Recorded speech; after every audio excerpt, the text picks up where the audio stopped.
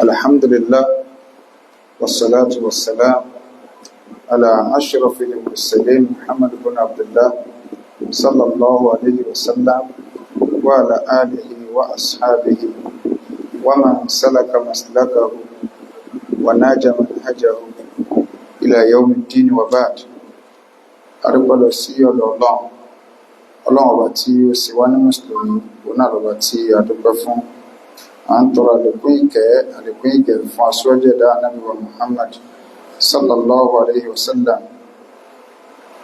Ìkẹ́ ọlọ́run kó máa bá ànábì wa Muhammad sallallahu alayhi wa sallam àti àwọn ará ilé rẹ̀ àti àwọn sàhábà rẹ̀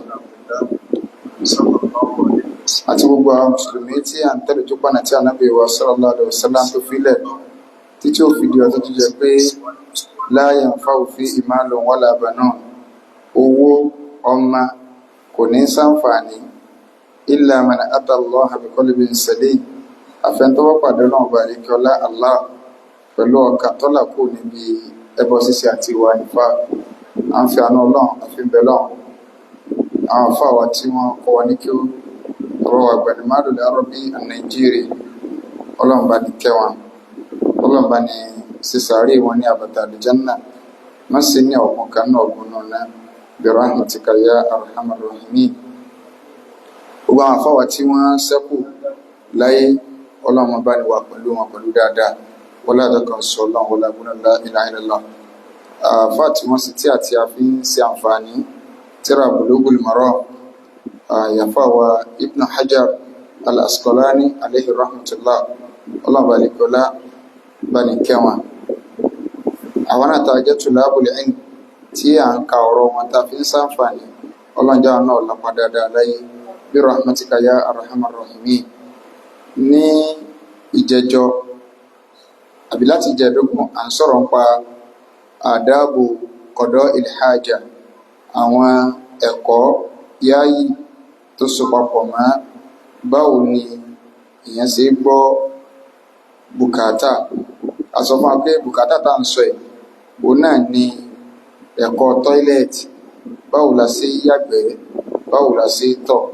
So nínú ẹ̀kọ́ yáyì òun náà ni pé kéèyàn dá àwọn nǹkan yẹn, kéèyàn dá pé so bó sì wà nínú ẹ̀kọ́ náà.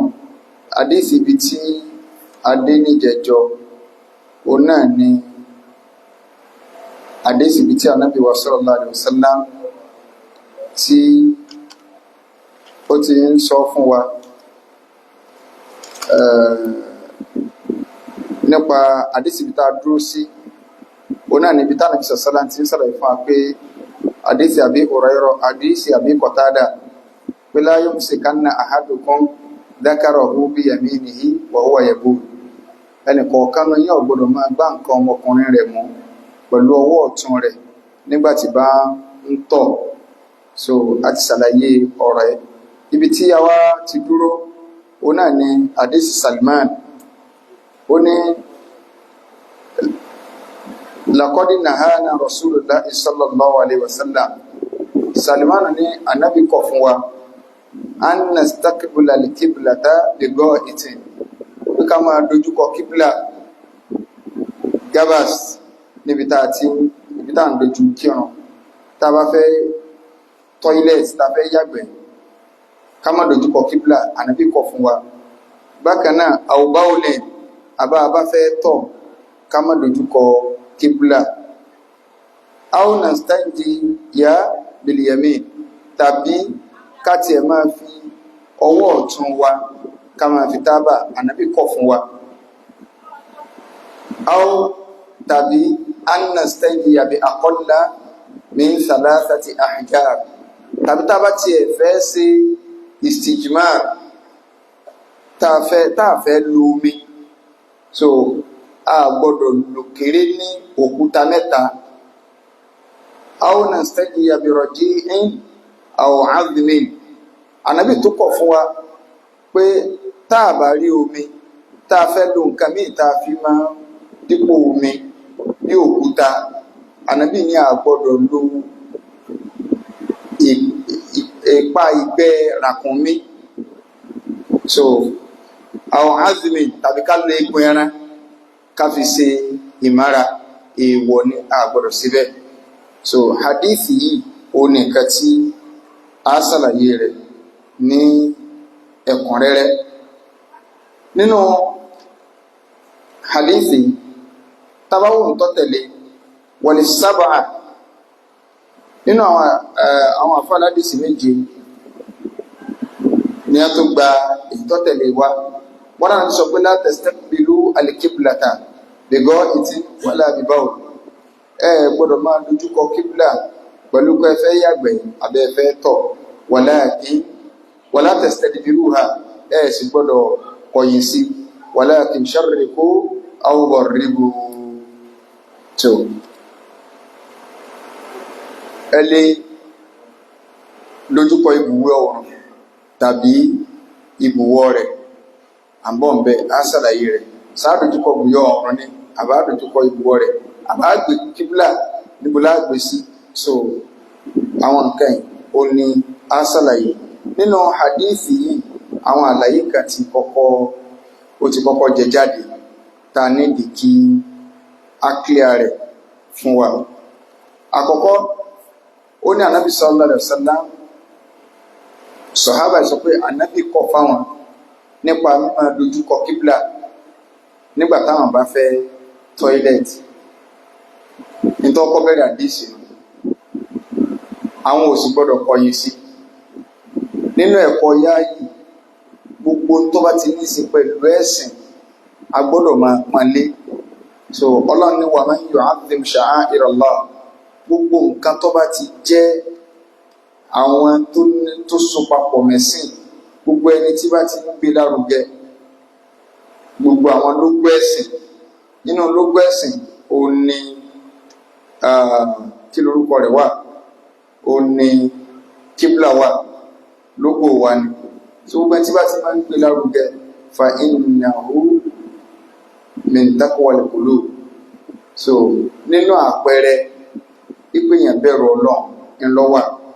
So Ànábì sallallahu alaihi wasallam ó wá kọ̀ fún apá pé ká má dojúkọ kíbla tàbá fẹ́ yàgbẹ́, tàbá sì fẹ́ tọ̀ náà ká má dojúkọ kíbla. Hadithi kan wá bẹ tí Abdullahi ibn Umar radiyallahu anhu kọ́nà balẹ̀ kọ́lá kọ́ba ní yóò sí.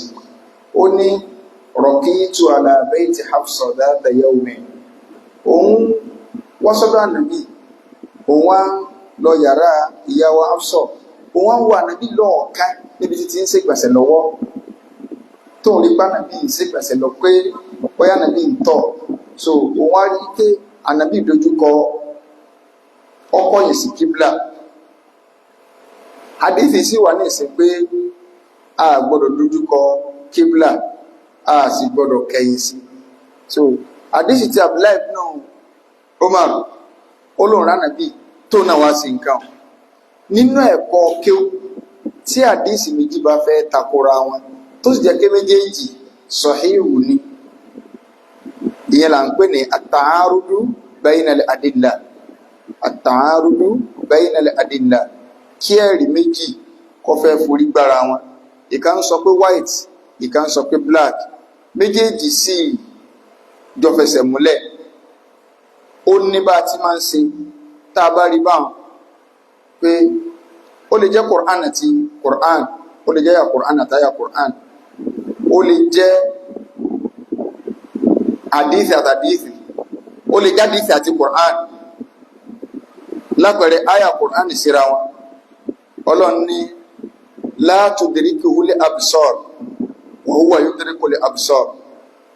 Ojú kankan ò lè rí òun Ọlọ́run, wa huwa yudrikul absar, òun lòun rí gbogbo ojú pátápátá. Àyà mi nínú Al-Qur'an ó wá jẹ́ kó yá pé wujuhun yawma idhin nadira ila rabbiha nadhira. Ọlọ́run ní àwọn ojú kan bẹ tó bá dijọ́ gbẹ̀rẹ̀ kíámà, nadhira ni wọ́n tutù gbẹ̀dọ̀gbẹ̀dẹ̀, ojú yẹn máa tutù. So ila rabbiha nadhira, torí pé wọ́n wo Ọlọ́run ọba wọn. Ṣé ń bọ́ Ọlọ́run ni wọ́n wo Ọlọ́run ọba wọn tó sọ fún wa pé ojú kankan ò lè rí òun Ọlọ́run.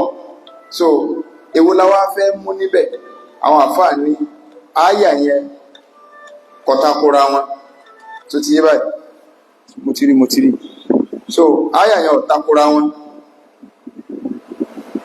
tẹ̀wé àárò pàyà méjèèjì takora wọn ni kò sì takora wọn àwọn àfáà ní kò ní nígbà tí a kọ́kọ́ lo tá a bá ti rí nǹkan méjì tó forí kúnra wọn bá a wà á lo ipe ṣé méjèèjì sáà lè rí tú lọ́tọ̀ọ̀tọ̀ tá a lo eléyìí ìyẹn là ń pè ní àlìjámù bayna dalilayn nǹkan ọ̀kọ́tà ọ̀kọ́ sínú sáà lè rí jámù sí pé kí ni ìtumọ̀ jámù ká lo eléyìí pé ìtumọ̀ rẹ̀ ni kọ́tàkùrà wọn ká tó lò kejì náà pé tí kejì ń sọ ní ẹ̀yin lẹ̀ gbọ́ yé ibi tí mò ń ṣàlàyé ibẹ̀ ni àwọn àfáà lẹ́kọ̀ọ́ tí a ń dẹ̀sìn rú ibẹ̀ ni ọ̀pọ̀lọpọ̀ nǹkan tí máa ń dàrú mọ́ wọn lọ́wọ́ pé ẹ̀yin náà wò nígbà Kùránì ní ká ṣe báyìí tẹ́lẹ̀ tó ní ká ṣe báyìí èwo la fẹ́ mú Ọlọ́run lójú kankan ò lè rí òun lò rí gbogbo ojú ó tó wá sọ náà yà mí pé àwọn ojú kan ń bẹ wọn ó tutù gbọdọgbọdọ torí pé wọn ń wo òun Ọlọ́run irun tá à ń pè ní tá à ń rúdùn nù tí nǹkan fẹ́ takora o jámù ṣeéṣe tí jámù bá ti ṣeéṣe kí ni ìtumọ̀ jámù ká lo ẹ̀rí eléèpé ìtẹ́lẹ̀ ń sọ ní ìtẹ́lẹ̀ ń sọ ní kì í sọ gbórí láti ṣe o ìmọ̀ náà ni a fi prúfẹ́ o àwọn àfáà ní jámù lákòókò sí àyà méjèèjì ní ìsìn Ọlọ́run tó sọ pé ojú kankan ò lè róhun eléyìí wọn máa sọ̀rọ̀ ń pa tilé ayé bí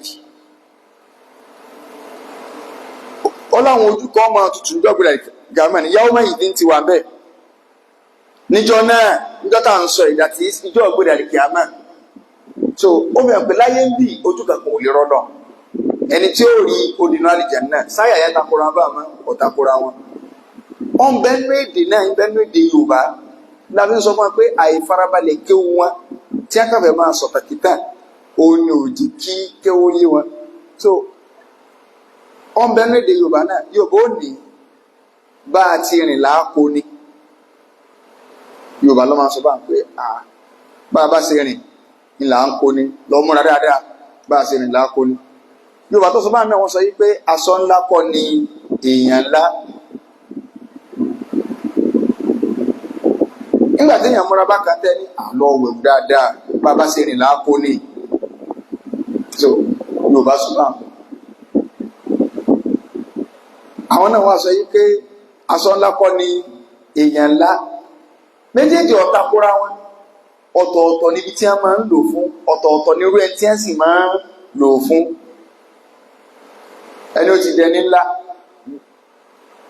tó ti di olówó tó ti di èèyàn pàtàkì láwùjọ gbogbo ń tó bá ṣe àrà ló fi dá kò sí bá ṣe rìn láàkó nínú ọ̀rọ̀ rẹ̀ kódà bọ́wọ́ níkà wọ́n ní dáàdì ń lo ski advisor máa ń dẹ́rìn báyìí torí pé olówó ni kò sí ẹ̀kẹ́jẹ́ fẹ́ rò pa rẹ̀ ṣùgbọ́n wọ́n tọ́ ẹ̀sẹ̀ fẹ́ lọ́yọ́ júlẹ̀ àná ọwọ́ àwọn sọ́rọ̀ dáadáa kí wọ́n ní ọ̀gbẹ́ni lọ́múra dáadáa bábá sí nìlá kó ní ọmọ rò kó ló sì ní abẹ́fọmọfọwọ́ náà ti ẹ̀ pàkéjì ara ẹ̀ díẹ̀ gbólówó lọ yọjú sílé àná tọ́jú lówó ńlá gbọ́wọ́ asọ́ndẹ̀ ní ọ̀rọ̀ pa bí kàmá sí máa ń múra nù owó lẹ̀ ń bò so fún àwọn náà wọ́n ti máa wẹ́kọ̀mù ẹ̀ tí jámù bá ti ṣeéṣe á sì jámù tí ó bá ti ṣeéṣe ìgbésẹ̀ kejì tá rí pé gbogbo ọ̀nà tá a lè fi ṣe jámù ńlá rí àwò sẹ́nẹ́sì wàmọ̀ ìṣòkò ní sẹ́kàkan ò tí ì para wọn rẹ́ sẹ́kàkan ò tí ì para wọn rẹ́ ẹjẹ́ tó fún alákòjúwe kan sí nínú takàtà àwọn ẹ̀fọn máa ń sọ̀rọ̀ yìí pé ọ̀sọ̀jọ́ pé kò sí àánú sàárè torí pé tí àbá ń bẹ́nu sàárè ni nígbà tí Ọlọ́run sọ pé àwọn kèfèrí tí wọ́n bá jẹ́ nínú Suratu Yasin Ọlọ́run ni wọ́n sọ yìí pé qalu man ba'athana min marqadina hadha ma wa'ada ar-rahmanu wa sadaqal mursalun tí wọ́n bá fà fèrè pé kálukọ́ wá gbàwé iṣẹ́ rẹ̀ tí wọ́n jí kálukú lójú ọ̀run ní táwọn èèyàn máa sọ ni pé man ba'athana min marqadina ta ló jí alójú oorun wa yìí wọ́n ní tó bá jẹ́ pé ìyà sàárè bá ń bẹ ni sẹ́ńtì ń jí àwọn ń sùn. ajẹ́kọ̀ gba àwọn àdìsí tábà ti ní ń pa ìyà sàárè kọ́ lọ́nà irọ́ ni ọ lọ.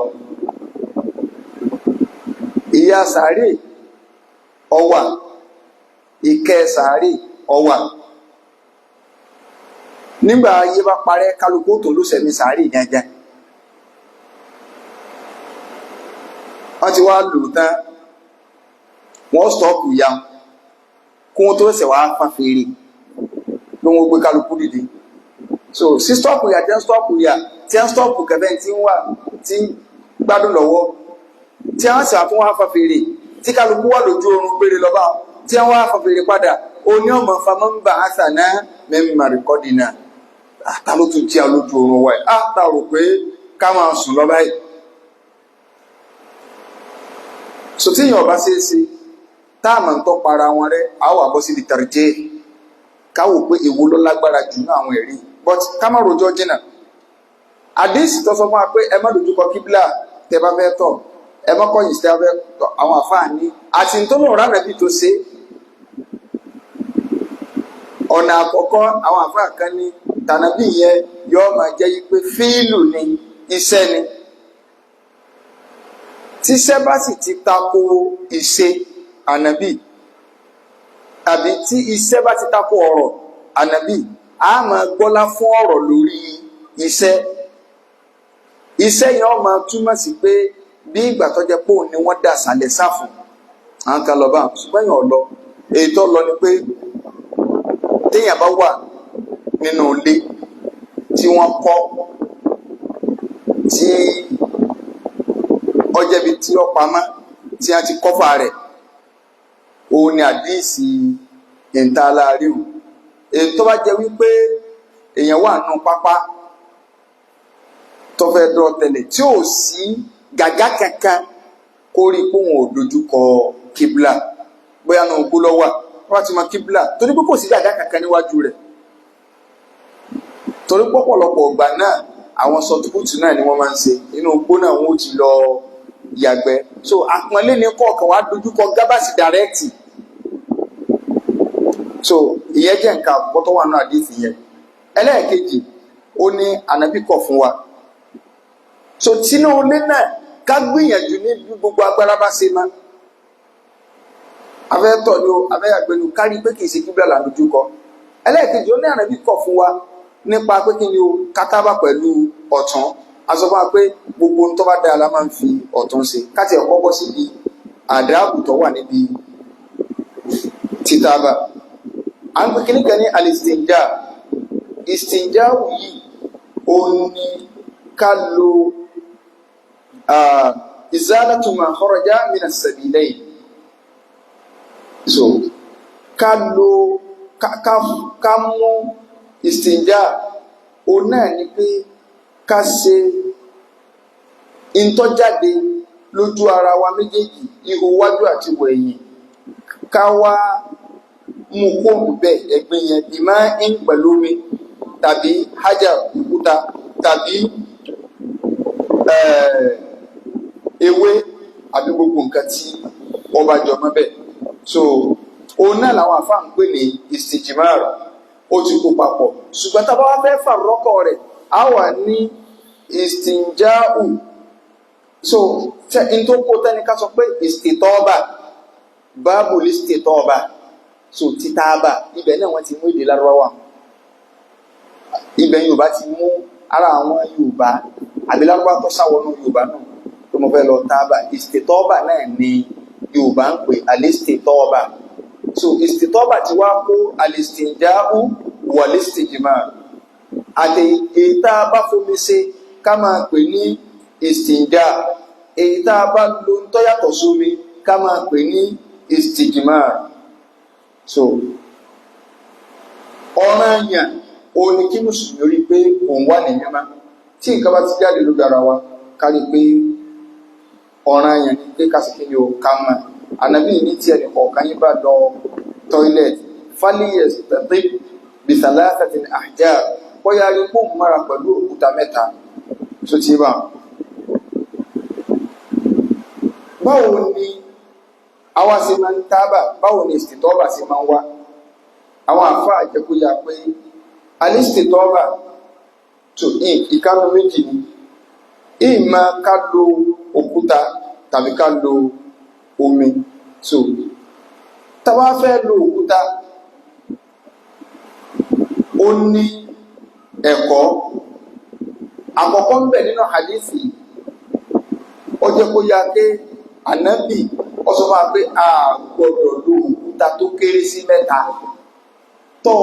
tó bá fẹ́ lo òkúta àbí tọ́lẹ́tò tó jẹ́ pé lọ fẹ́ fi mára ọkọ̀ọ̀kan fi alákọ̀ọ́kọ́ ó fi kó ẹ̀gbin kó kódà kọjá pé alákọ̀ọ́kọ́ tó lo ó ti clean gbogbo ẹ̀gbin tán ó gbọ́dọ̀ lo less than 3 nínú ẹ̀kọ́ náà.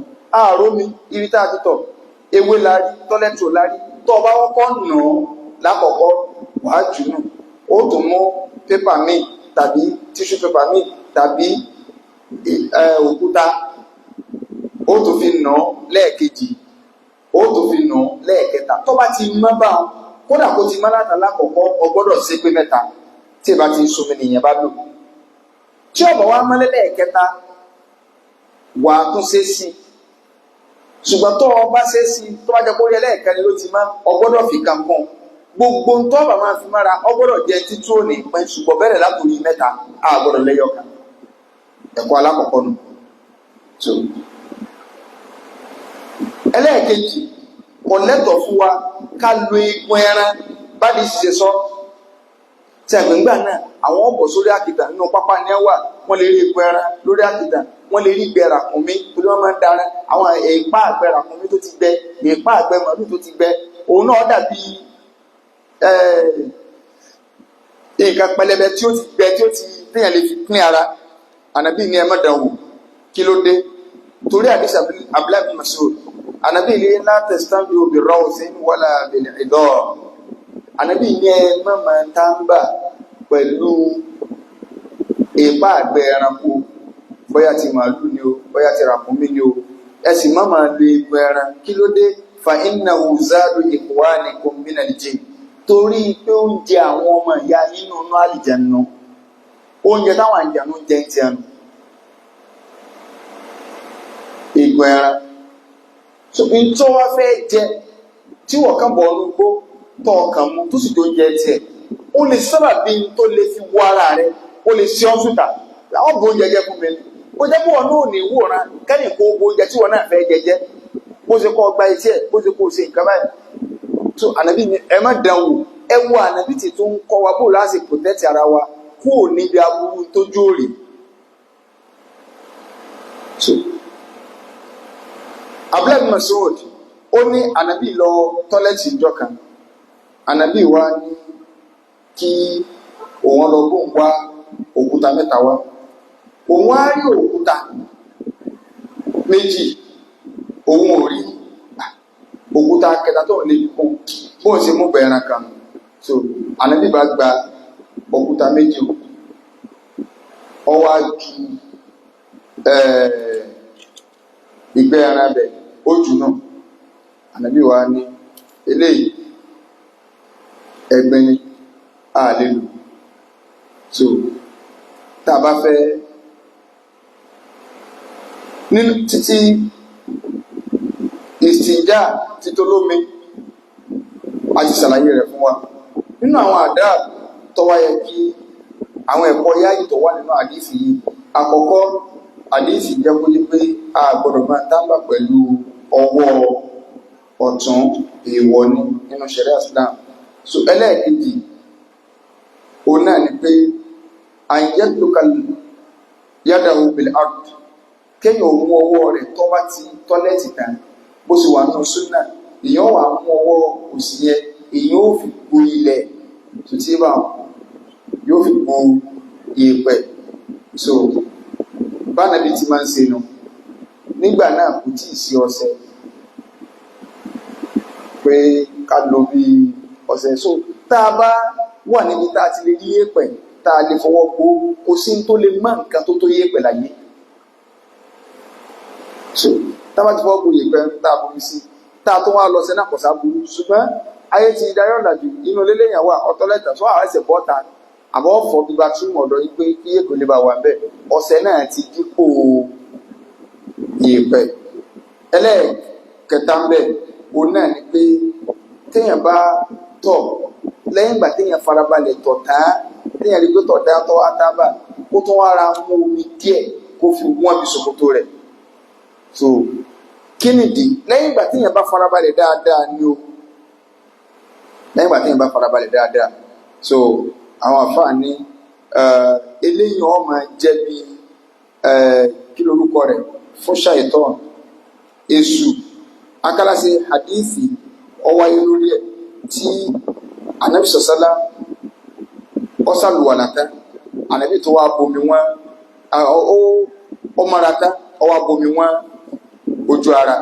So kí ni wọn máa jẹ́ torí ṣàìtọ́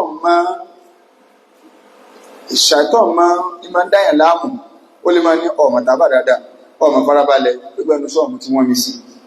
So nínú àwọn ẹ̀kọ́ òun náà ni pé èèyàn àtàsátò wọ̀lìbóde aninas kéèyàn ó rí pé òun kọ́fà ìwọ ara òun ó sì jìnnà sáwọn èèyàn pàtàkì jùlọ tó bá jẹ pé nàbà 2 lọ fẹ́ sí tó fẹ́ yàgbẹ́. So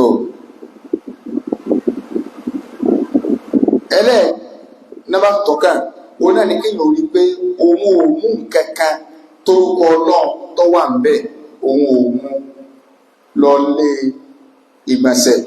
Ṣùgbọ́n kan náà kéèyàn ó sázìkárù tó bá fẹ́ wọlé, kéèyàn ó sázìkárù tó bá fẹ́ jáde. Àṣàlàyé eléyìí fún wa. Kéèyàn ó sì má dojú kọ kíbílà nínú àwọn ẹ̀kọ́ yáàyè tí ó wà ń bẹ̀. Kéèyàn ó sì rí pé òun ò máa sọ̀rọ̀. Ọ̀rọ̀ kan wá ń bẹ pé aliyah jews lè rọ́jù sóti ẹ̀ lẹ́tọ̀ fọkùnrin àyẹ̀wò làkọ́ ìmọ̀ tó bá fẹ́ tọ̀ ṣé ká dúró tọ̀ lọ́dá ní àbí ká bẹ̀rẹ̀ tọ̀ ṣé ká dúró tọ̀. Àwọn àfáà jẹ́ kó yà pé àdìsí tó wáyé lórí ọ̀rọ̀ sí àdúró tọ̀ ní sábẹ̀rẹ̀ tọ̀ ní àdìsí 5 ló wà. Gbogbo àdìsí tó wáyé lórí rẹ̀ 5 ló wà. 3 ń bẹ ọlálàáfíà. Ìkànnbẹ́nu rẹ̀ tó jẹ́ pé nínú àbí 5 lọ́wọ́ jẹ́ 3 nínú 5 tó wà aládìsí 5 ní ọ̀dà rẹ̀. 3 wá ń bẹ tó jẹ́ wípé ìkànnù rẹ̀ ó ń sọ yí pé ìyàwó Àìṣà sọ pé ànàbí ọ̀tọ̀ ní dúró. Àìṣà sọ bẹ́ẹ̀ pé tó bá ní ànàbí máa ń tọ̀ ní dúró ìrọlọ́pàá. Èkejì ó ń sọ nípa aládìsí 3 tó lálàáfíà. Ìkan bẹ́ẹ̀ tó sọ pé Àìṣà sọ pé ànàbí ètò ní dúró. Aládìsí kejì tó ń fi rinlẹ̀ wípé ẹnìkan gbà kó wọn ránàbí ti ń tọ̀ lórí àkìtà kanjọ kan tánàbí wà lórí ìdúró. Ìkẹta òun fi rinlẹ̀ pé ànàbí ìjókòó tọ̀. Mẹ́tẹ̀ẹ̀ta ló sì fẹsẹ̀ múlẹ̀. Sẹ́ni pé nígbà tí nǹkan yẹn ti fẹ́ takora wọn. So nínú àdìsí 5 àwa rí àdìsí 2 tó jẹ́ pé dọ̀yìn fúlà wọn. Ṣẹ̀kì 3 ní alọ́láàfíà 2 bẹ́ẹ̀ òun jẹ́ dọ̀yìn fún. Ìkan bẹ́ẹ̀ òun sọ pé ànábì kọ̀ fún wa nípa pé ká dúró tọ̀. Ìkejì ó ń ròyìn pé téèyàn bá dúró tọ̀ nínú wàá kọ̀ ni. Ṣùgbọ́n àdìsí méjèèjì tí mo dákọ̀ yìí àti tó sọ yí pé ànábì kọ̀ fún wa ká dúró tọ̀ àti tó sọ pé inú wàá kọ̀ ni kéèyàn máa dúró tọ̀ méjèèjì yẹn dọ̀ yìí fún ni kò fẹsẹ̀ múlẹ̀. Ẹwà jẹ́ àgbọ̀ Aisha radiyallahu anha ó ní man haddathakum anna nabiyya sallallahu kana yaqulu qa'iman fala tusaddiquhu. Aisha ní ẹ̀bá pàpá nàbí máa dúró tọ̀ ẹ má gbàgbọ́ o ma kana yaqulu illa qa'idan ànàbí dúró tọ̀ àfi kó bẹ̀rẹ̀. Ẹlẹ́ẹ̀kejì hadisi Hudhaifa ó ní ànàbí wá sórí àkìtà àwọn àjọ kan níjọ́ kan ànàbí wá bẹ̀rẹ̀ sí ní tọ̀. Sùtìmọ̀ onígbàtà nàbí parí tán òun sì rà tó lẹ́yìn ìkànnàbí wa ní kóhùn òṣùmọ̀ kóhùn ọgbọ́n gbé omi àlùwàlà ànàbí sì sàlùwàlà ó sì pa á kófù rẹ̀ ọ̀yọ́ kófù kó lẹ́sẹ̀. Ẹlẹ́ẹ̀kẹta Abdurrahman ibn Hasana ó ní ànábì jáde sí wa níjọ́ kan gẹ́gẹ́ bí ìṣesí rẹ̀. So ànábì wa ó bí korobá kan bẹ dáná bí ìlú agbélọ́ tó lè jókòó lé lórí, ànábì wa gbé kalẹ̀. So ànábì wa jókòó lé lórí ọwá ń tọ̀ ànábì gbé kíní yẹn ọjẹ́ bí nǹkan tó lè jẹ́ gàgà fún ànábì wa jókòó ọwá ń tọ̀ sí nǹkan yẹn. A rí pé a ti ní àdísì mẹ́ta tọ́lá láàfíà nù. So ká wá lọ kí ni ìdájọ́ rẹ̀, torí ìbádìí ìsìsẹ́ wá lóríṣiríṣi. Àwọn àfọ́ onímọ̀ wọ́n wá sí ìyapa ẹnu lórí pé kí ni ìdájọ́ lórí kí ìhùn dúró tọ̀. Ọ̀rọ̀ mẹ́ta ni wọ́n bẹ́ẹ̀.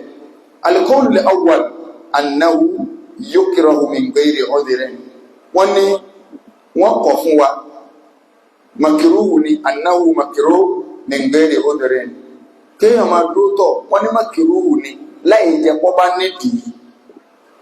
Ìyàwó Aisha àwọn lọ síbi ilé, Abdullahi Mas'ud ọlọ síbẹ̀, àtẹlómìn tó dàbí wọn.